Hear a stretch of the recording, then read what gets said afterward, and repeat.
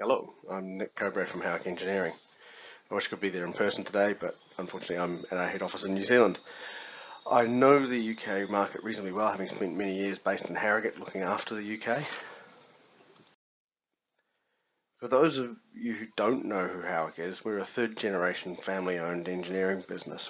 We pride ourselves on our team development, many of whom started as apprentices and grown with us, and our in-house product development and manufacturer. We design all of the mechanical, electrical and software elements at our Auckland factory here in New Zealand, as well as manufacture, fabricate, assemble and test. It's what allows us to develop new products and features in a timely fashion. As you can see, even our senior management team is fairly hands-on putting together these frames. We're testing for a bathroom pod unit.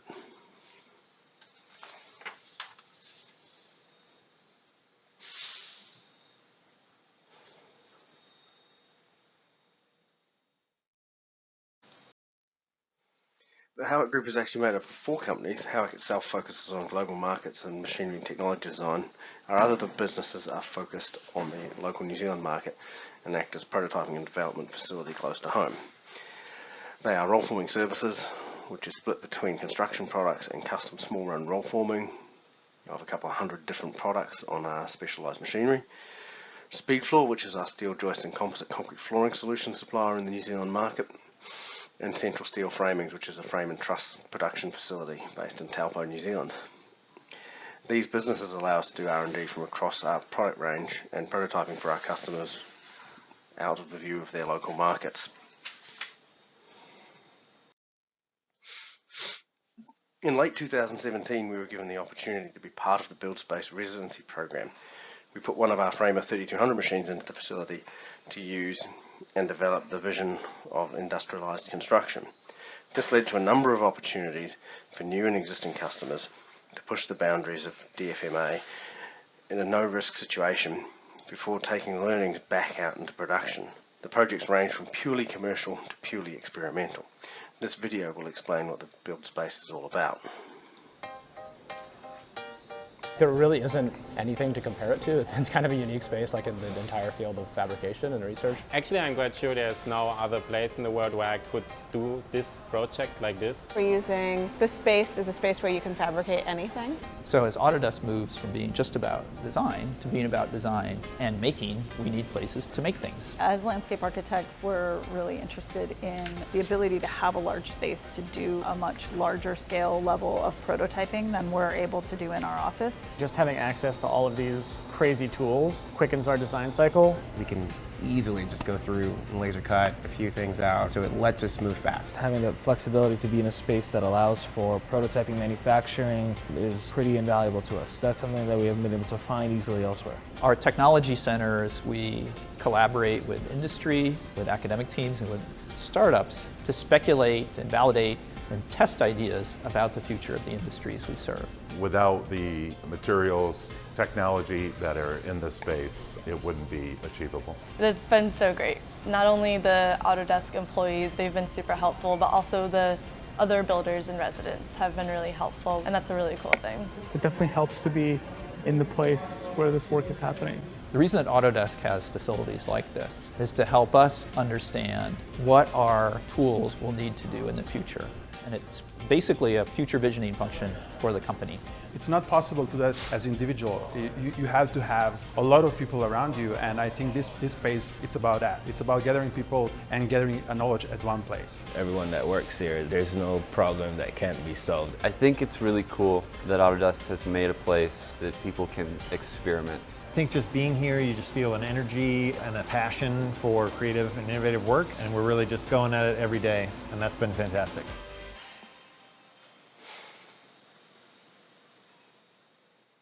As you can see, it's quite an exciting space with a lot of things going on.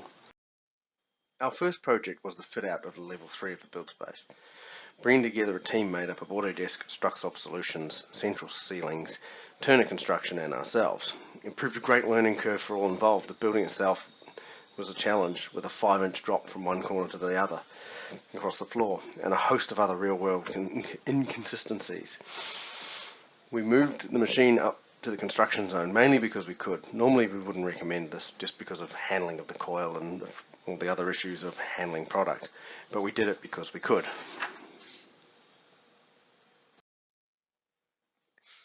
The first part of the process was to get the Revit architectural model from the main contractor with all the services from the building. The design team at Central Ceilings then combined the model with their 3D laser scan site model, so they were working within the as-built environment and framed the panels needed accurately into the building. We then ran and placed the 59 walls in 2 half days with 3 people with no experience with our panelization technology learning on the job. The process went extremely well, considering it was the first for almost all of the people involved. Next came a more experimental project which the interns and staff at Boston took on. At the time it had no commercial value, but proved that curved structures were not that difficult to make. This video will show the process and the results. They had this machine, the Howick machine, and on the first day they were like, this is your project. Take this machine and see what you can do with it. The way I framed the project was, we're going to hack the Howick to make any geometry, not just lat walls. So he came up with a novel set of ways to connect these Howick pieces together, these sticks that are just one-dimensional like lines, like bars, but connecting them in ways that are really strong and they're structurally really sound. So using this tool to make something that the designers had never even thought of. A lot of time was spent strategizing geometrically how we put the pieces together. And then we developed software tools that made it easier to lay these things out in 3 dimensions and then spit out files to the machine. Dynamo has this really cool feature called zero-touch development, which is basically like you're doing very real software development for Dynamo, but it's easy. I was using that all summer to make a plugin that could go into Dynamo, and anyone can download it now, so that's a really cool thing.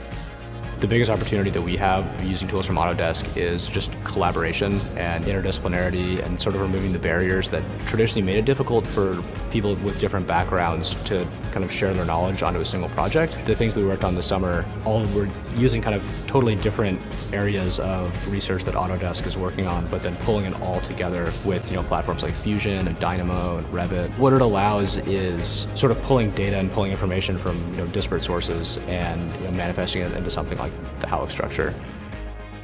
I think these 2 skill sets, like design and software development, go together really well, especially when you have access to facilities like this. With projects like these, we can actually help collaborate with the larger design and engineering community and start to take on some of the larger challenges that we have in the industry today.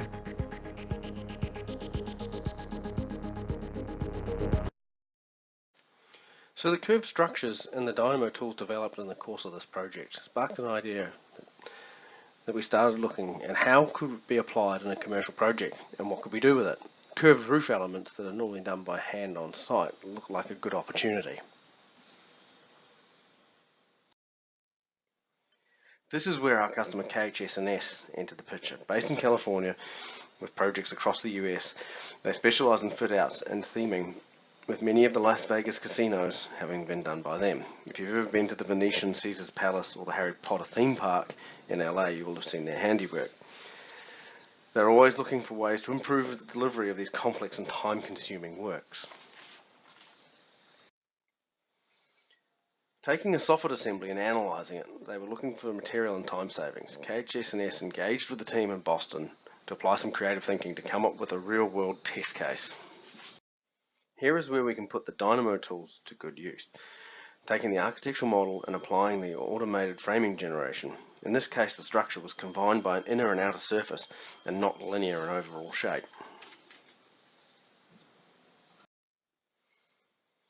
For one of the first projects, you can see that there was a 37% decrease in labour, resulting in a $6,425 savings. There's also very similar material costs, but note that the waste cut-offs and clean-up costs are not included in the traditional build, so there are more savings to be had.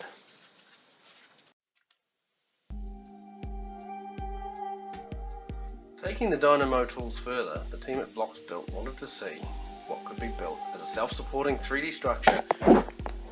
The team at the BUILDspace and the residents from Blocks created this stand at the Autodesk University in Las Vegas last year. One of the desired outcomes from this project was to demonstrate how collaboration of different packages in the Autodesk family could deliver a cohesive structure.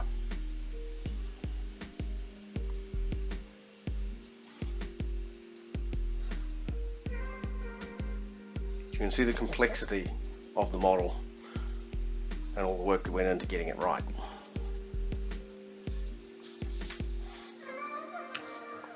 Once the freeform shape was defined, the framing mesh was optimized to suit the application. Due to concerns about the strength and structural stability of the model, it was integrated into the Autodesk robot package to analyze the structure and redistribute the loadings where needed.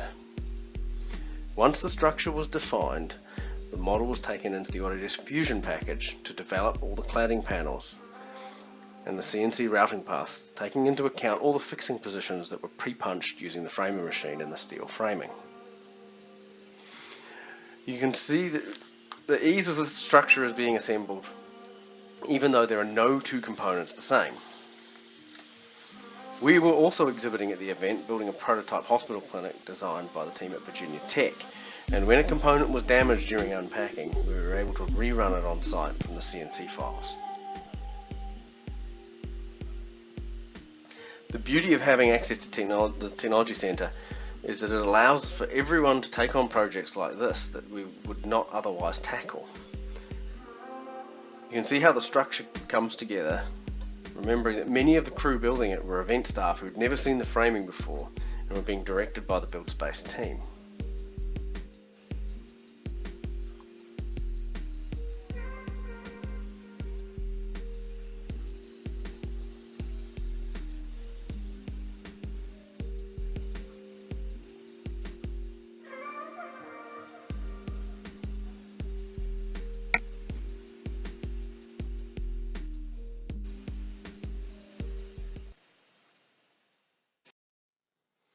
One of the great things about the current software environment is the ability to collaborate across so many different platforms, either directly from Autodesk, through add-on partners, or through exchange formats like IFC.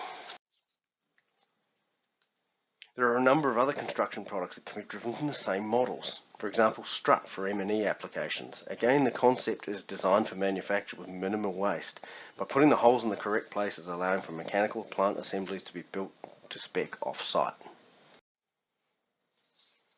Here is another example, is a cable tray folder, reducing a 6-minute 2-man process using traditional folders down to a 40-second 1-man process.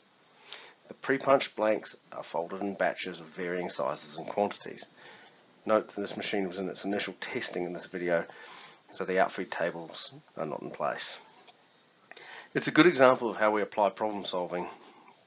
As the customer initially wanted a roll former to produce 4 sizes, we developed a system that can deliver trays of any size within the operating envelope.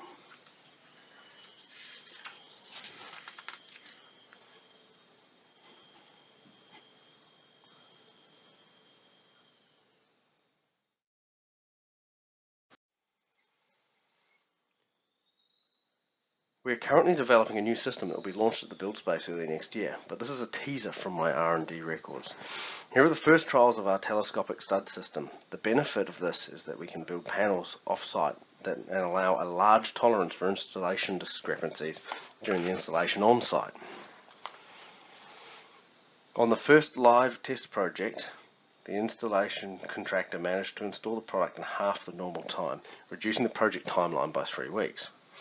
We quickly took another step to produce panels that telescope in 2 axes, with the view to solve another area where the installation is challenging while integrating door openings into the mix.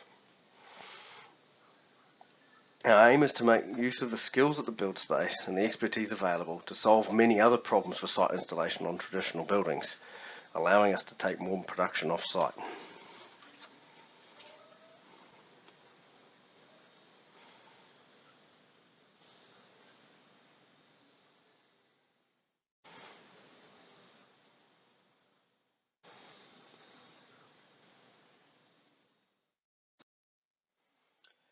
In the process of testing these concepts, we've also come up with an alternative solution for curving 2D structural and 3D non-structural walls. This example shows the development of the top and bottom tracks to create different shapes on the fly.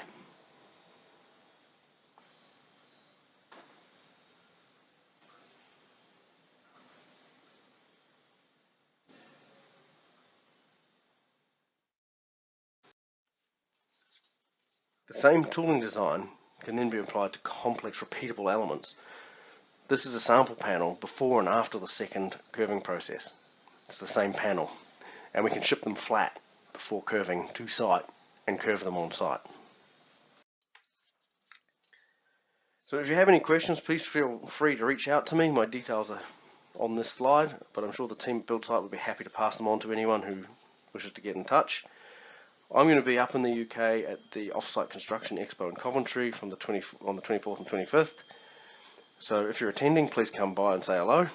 And finally, we'll shortly be installing one of our Framer 7600 machines at the Manufacturing Technology Centre in Coventry, where it will be used for industry development. So anyone who's interested can get in touch with either the MTC or ourselves for some more information. Thank you very much.